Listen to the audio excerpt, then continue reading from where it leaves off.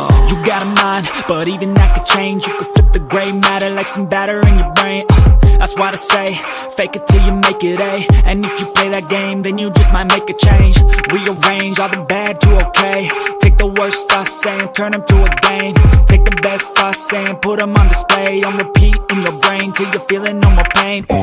Never slow yourself down, you can do some more. Push past all the pain and you'll find a door. Open it up and finally explore everything that you thought you could never do before. And even when you feel low, you can still go. Even when you feel slow, you can still go. Even when there's no hope, you can still go. I never answer to no, man, I still go. Go, go, go, go, go, go.